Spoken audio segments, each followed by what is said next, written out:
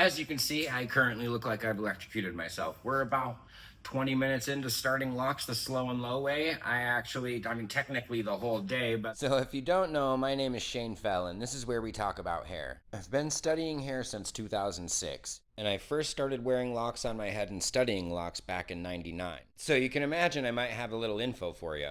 You know, I cleansed with a bar soap to completely strip the hair and dry it out really well so that the cuticles could flare while we're doing this rubbing around in circles with a beanie, a lock sponge, or your hands. I kind of like my bare hands the most. Haven't really done a lock sponge. That's something that came along a little bit later. And so I'd like to check one of those out maybe throughout this process. This is gonna take a while to show you, so there'll be updates every week or so. Right now, we're just barely into the beginning of it. And so you'll see me rubbing around my hair in circles like this, and it's creating these little nubs. Let me get rid of these glasses underneath the beanie, underneath my hands. I can feel them forming under there. This is essentially what would happen with twist and lock as well. We're creating a nucleus, and from that nucleus, the locks continue to form. With twist and lock, it's definitely the slow and low way to start locks. That way as well, we're letting the locks form on their own. So now you can see that the hair is really beat up almost, but enough to just kind of lift the cuticle and get the hairs to grab onto each other where they want to, where they're next to each other.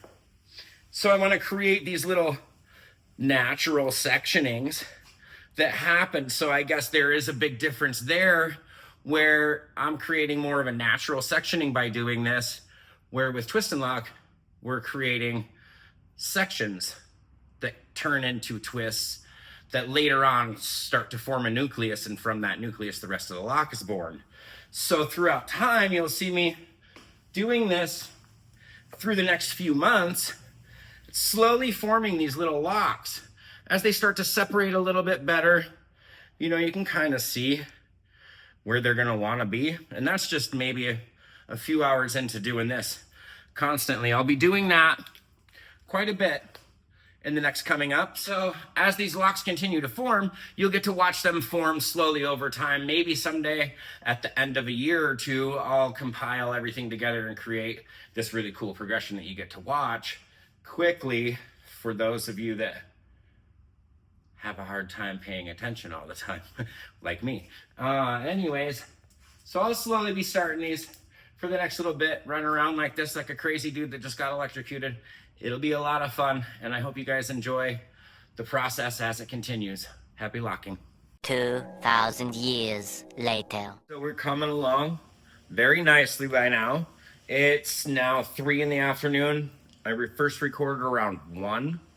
And I haven't really stopped doing this much. I went home, got my scooter because I was in a bad mood, and figured I can't be in a bad mood on the scooter, which I'm not now. I'm in actually a really good mood because I rode the scooter back to the shop down to, by the river and all that kind of stuff. But I haven't really stopped doing this, other than the fact that it feels like you're hanging drywall most of the time. You gotta like give it a rest, which I'm gonna do here in a second, just to kind of show you where we're at. It's actually coming along really nicely for just being a few hours. You can actually see quite a bit of separation. Yes, I'm gonna be walking around quite like this in the next little bit. I can feel the separation though. Let me feel around with my fingers. Much like when you're caring for your locks, your fingers will know the way around your head. So I've had locks so many times that I can actually feel the way around these guys. I can kind of see where they're wanting to be.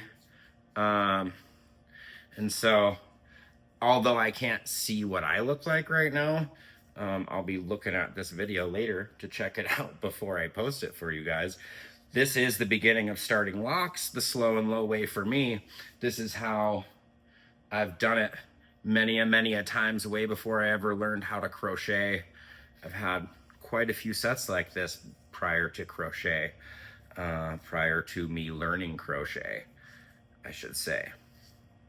So caring for locks and starting locks can be done with zero tools, but a beanie in your hands, They now sell a thing called a lock sponge. I might check it out at some point in time just to kind of show you guys, or maybe give a little review, but mine are already kind of started. You can see where they're wanting to separate, I'm sure. Oh yeah, you can feel in there, like there's one.